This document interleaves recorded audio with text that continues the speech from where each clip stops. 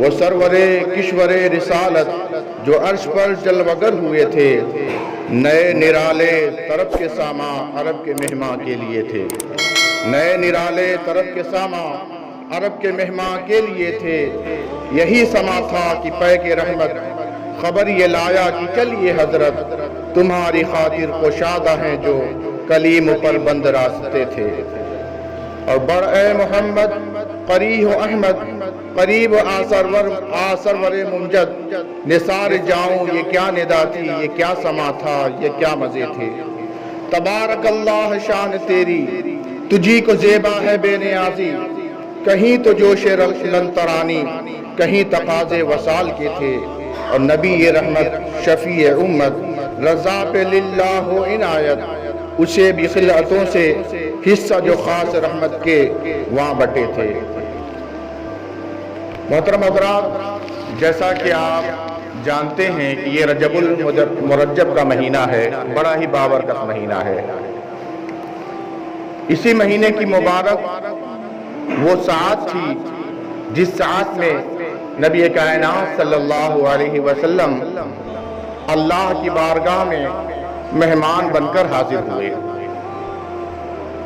قرآن پاک اسی بات کی طرف اشارہ کرتا ہے۔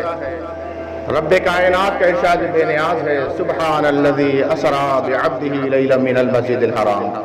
اس آیت کریمہ کا مفہوم آسان لفظوں میں یوں ہے کہ پاک ہے وہ ذات جو لے گئی اپنے محبوب بندے کو رات کے تھوڑے سے حصے میں تاکہ اسے اپنی عظیم نشانیاں دکھائیں، اپنی نعمتیں دکھائیں۔ بے شک اللہ سننے والا، جاننے والا، سمیع بصیر ہے۔ حاضرین کرام، نبی کائنات صلی اللہ تعالی علیہ وسلم کو یہ جو منصب پروردگار عالم نے عطا فرمایا، 1,24,000 یا 2,24,000 کم و بیش انبیاء کرام کی ذات اس دنیا میں جلوگر ہوئی۔ اتنے انبیاء کرام آئے اور اس دنیا سے تشریف لے گئے، لیکن یہ جو منصب، جو مرتبہ پروردگار عالم نے اپنے محبوب حضور سرور کائنات صلی اللہ تعالی علیہ وسلم کو عطا فرمایا، ایسا مرتبہ پروردگار عالم نے کسی اور نبی کو نہیں عطا فرمایا۔ ایک طرف حضرت موسیٰ علیہ نبی علیہ السلام ہیں جو رب کائنات کی بارگاہ میں عرض کرتے ہیں، رب ذوالجلال تو اپنی زیارت مجھے کرا دے، اے پروردگار عالم تو اپنا دیدار مجھے کرا دے۔ رب کائنات کی طرف سے حکم ہوتا ہے، لن ترانی، اے موسیٰ تم مجھے نہیں دیکھ سکتے، اے موسیٰ تمہارے پاس وہ قوت اور وہ برداشت کا مادہ نہیں ہے کہ تم مجھے دیکھ سکو، تمہارے آنکھوں میں وہ نور نہیں ہے، وہ روشنی نہیں ہے کہ تم اپنے رب کا دیدار کر سکو۔ بہرحال حضرت موسیٰ علیہ نبی علیہ السلام نے بار بار جب اللہ کی بارگاہ میں یہ عرض کیا تو رب کائنات نے انہیں کوہ طور پر بلایا ہے، موسیٰ تم کوہ طور پر آؤ۔ اور پروردگار عالم نے اپنی تجلی کی۔ راویان نے لکھا ہے سوئی کے نوکے سے 70,000 یا 70 مرتبہ اس پہ ایک جو جھلک تھی، پروردگار عالم نے ایک جھلک کا دیدار کرایا، اور اس کی بھی تام حضرت موسیٰ علیہ نبی علیہ السلام نہ لا سکے اور آپ پر غشی کی کیفیت طاری ہو گئی۔ لیکن اتنے دیدار سے ان کی آنکھوں میں وہ روشنی پیدا ہو گئی، وہ نور پیدا ہوا کہ حضرت موسیٰ علیہ نبی علیہ السلام کوسوں میل دور اگر کوئی چونٹی بھی گزرتی تو آپ اسے دیکھ لیا کرتے تھے، کوئی پتا بھی ہلتا تو آپ اسے دیکھ لیا کرتے تھے۔ ایک طرف حضرت موسیٰ علیہ نبی علیہ السلام کی ذات ہے کہ عرض کرتے ہیں پروردگار عالم تو اپنا دیدار مجھے کرا دے۔ ایک طرف ہم نبی کائنات صلی اللہ تعالی علیہ وسلم کی ذات کا مشاہدہ کرتے ہیں کہ رب کائنات حکم دیتا ہے حضرت جبریل امین سے، اے جبریل امین جاؤ اور میرے محبوب کی بارگاہ میں جا کر یہ میرا فرمان سناؤ، ان اللہ اشتاق الی لقائک یا رسول اللہ صلی اللہ تعالی علیہ وسلم، اے جبریل جاؤ میرے محبوب سے یہ میرا فرمان سناؤ کہ رب آپ کے دیدار کا مشتاق ہے، رب یہ چاہتا ہے کہ میرا محبوب میری بارگاہ میں حاضر ہو تاکہ میں اسے دیکھوں اور وہ مجھے دیکھے۔ ہمارے نبی کی وہ شان ہے۔ حضرت جبریل امین علی نبینا علیہ الصلوۃ والسلام کو پروردگار عالم حکم دیتا ہے کہ جاؤ میرے محبوب کو یہ خبر دے آؤ، میرے محبوب کو میری بارگاہ میں لا کر پیش کرو، جا کر یہ میرا فرمان سناؤ کہ رب اپنے محبوب کا دیدار کرنا چاہتا ہے۔ حضرت جبریل امین کو حکم ہوتا ہے، جبریل امین جاؤ اور جنت کی حوروں سے کہو کہ وہ بن سنور جائیں، وہ اور جہنم کے داروغہ مالک کو حکم دو کہ وہ جہنم کی آگ بجھا دے آج کی رات، اور عذاب جو قبر میں مسلط ہے جن مردوں پر، اے جبریل امین جاؤ ان فرشتوں کو روک دو کہ آج کی شب وہ عذاب روک دیا جائے اور جنت کو سجانے کا حکم دے دیا جاتا ہے۔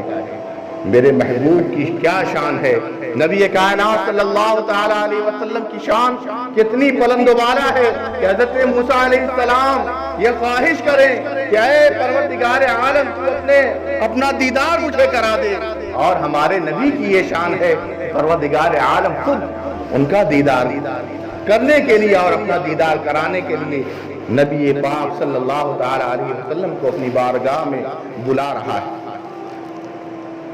حضرت جبریل امین علی نبینا علیہ الصلوۃ والسلام کے لیے جو سواری منتخب کی جاتی ہے، حکم دیا جاتا ہے اے جبریل امین جنت جاؤ اور وہاں جو سب سے خوبصورت براق ہو اسے میرے محبوب کی سواری کے لیے لے کر جاؤ۔ فرشتوں کا ہجوم ہے۔ حضرت جبریل امین جب جنت میں گئے اور دیکھا تو ہر براق ایک دوسرے سے بڑھ چڑھ کر خوبصورت نظر آتا، ہر براق خوش ہے، تمام کے دلوں میں یہ خواہش ہے کاش حضور کی سواری کے لیے مجھے پسند کر لیا جاتا، کاش حضور کی خدمت کا موقع مجھے مل جاتا، کاش حضور مجھ پر سواری کرتے۔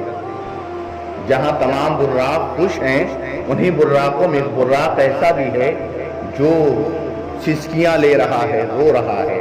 حضرت جبریل امین کی جب نظر اس براق پر پڑی، حضرت جبریل امین نے فرمایا اے براق بتا تیرے رونے کا سبب کیا ہے، تیرے رونے کی وجہ کیا ہے؟ آج تو خوشی کا ماحول ہے، ہر طرف خوشیاں بکھیری جا رہی ہیں، ہر طرف خوشیاں منانے کا حکم دے دیا گیا ہے، ہر چیز کو سجنے اور سنورنے کا اور سنوارنے کا حکم دے دیا گیا ہے، لیکن تیرے غمزدہ ہونے کی کیا وجہ ہے؟ تیری آنکھوں میں آنسو کیوں ہے؟ تیرے رونے کی وجہ کیا ہے؟ وہ عرض کرتا ہے جو ان تمام براقوں کے دلوں میں جو خواہشیں ہیں، جو ان کی چاہت ہے، جو ان کی تمنائیں ہیں، جو آرزویں ہیں ان کی، وہی آرزو میری بھی ہے، لیکن میرا انداز الگ ہے۔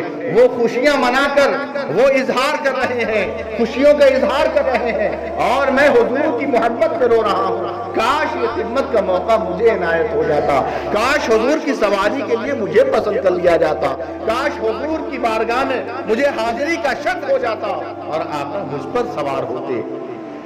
تو کسی کو راضی کرنے کا طریقہ یہ ہوتا ہے کہ خوش ہو کر ان کو خوش کر دیا جائے اور آنسو بہا کر ان کی رضا حاصل کر لی جائے۔ حضرت جبریل امین کو حکم دیا جاتا ہے کہ اسی براق کو حضور کی سواری کے لیے پسند کر لیا جائے۔ حضرت جبریل امین اس براق کو لے کر حضور سرور کائنات صلی اللہ تعالی علیہ وسلم کی بارگاہ میں ملائکہ کے ساتھ، فرشتوں کا ہجوم ہے، فرشتوں کے ہجوم کے ساتھ حضور کی بارگاہ میں حاضر ہوتے ہیں۔ لیکن آج منظر کیا ہے؟ جہاں پر رسول کائنات صلی اللہ تعالی علیہ وسلم رات بھر جگ کر اللہ کی بارگاہ میں سجدہ ریز رہا کرتے تھے، اللہ کی بارگاہ میں سر برسجود ہو کر اپنی امت کی مغفرت کی دعا کیا کرتے تھے، جہاں حضور سرور کائنات صلی اللہ تعالی علیہ وسلم اللہ کی رضا حاصل کرنے کے لیے رات بھر قیام کیا کرتے تھے، لیکن آج انداز الگ ہے۔ آج آقا حضور سرور کائنات صلی اللہ تعالی علیہ وسلم بیدار نہیں بلکہ حضرت ام ہانی کے گھر آرام فرما ہے، آپ سے ایک چادر اوڑھ رکھی ہے۔ حضرت جبریل امین علی نبینا علیہ الصلوۃ والسلام جب حضور کی بارگاہ میں حاضر ہوتے ہیں تو کیا دیکھتے ہیں کہ آج حضور آرام فرما ہے۔ حضرت جبریل امین کشمکش میں ہے، حضرت جبریل امین سوچ میں پڑ گئے ہیں، انہیں یہ فکر لاحق ہو گئی ہے کہ میں اپنے محبوب کو بیدار کس طرح سے کروں۔ اگر کہیں انہیں بیدار کرتا ہوں کہیں میں بے ادبوں میں شمار نہ کر لیا جاؤں، اگر میں کہیں انہیں بیدار کرتا ہوں کہیں آقا ناراض نہ ہو جائے، کہیں آقا کو یہ بات ناپسند نہ ہو جائے اور پروردگار عالم کی بارگاہ میں گستاخوں میں شمار نہ کر لیا جاؤں۔ حضرت جبریل امین کشمکش میں ہیں، آپ منتظر ہیں کہ کیا کروں۔ رب کی بارگاہ میں حاضر ہو کر رب کائنات کی بارگاہ میں جب یہ منظر سنایا ہے، حضرت جبریل امین کو رب کائنات کی طرف سے حکم ہوتا ہے، یا جبریل قبل قدمی، اے جبریل اعلیٰ نبی علیہ السلام حضور کے قدموں سے اپنی پیشانی اپنی نورانی پتلیوں کو مس کرو۔ کافوری ٹھنڈک سے میرے آقا حضور سرور کائنات صلی اللہ تعالیٰ علیہ وسلم بیدار ہو جائیں گے، آپ بیدار ہو جائیں گے۔ حضرت جبریل امین علیٰ نبی علیہ السلام حضور کی بارگاہ میں پہنچ کر رسول کائنات صلی اللہ تعالیٰ علیہ وسلم کے تلووں سے اپنی پیشانی اور اپنی نورانی آنکھوں کو مس کرتے ہیں۔ اس کی ٹھنڈک سے رسول کائنات صلی اللہ تعالیٰ علیہ وسلم بیدار ہوتے ہیں۔ حضرت جبریل امین یہ اللہ کا فرمان پیش کرتے ہیں حضور کی بارگاہ میں، ان اللہ اشتاق الی لقائک یا رسول اللہ صلی اللہ تعالیٰ علیہ وسلم، یا رسول اللہ صلی اللہ تعالیٰ علیہ وسلم، رب کائنات آپ کا مشتاق ہے، آپ کا منتظر ہے، رب کی طرف سے حکم ہوا ہے میں آپ کو معراج پر لے چلوں، اللہ کی بارگاہ میں آپ کی حاضری ہو جائے۔ برادران ملت اسلامیہ، رسول کائنات صلی اللہ تعالیٰ علیہ وسلم کا منصب بڑا بلند و بالا ہے، اور ہماری خوش قسمتی یہ ہے کہ ہم اس نبی کے امتی ہیں جس کا مقام و منصب یہ ہے کہ حضرت جبریل امین ملائکہ کے سردار حضرت جبریل امین ان کی تلووں سے اپنی آنکھوں کو مس کرتے ہیں۔ یہ مقام ہے میرے آقا حضور سرور کائنات صلی اللہ تعالیٰ علیہ وسلم۔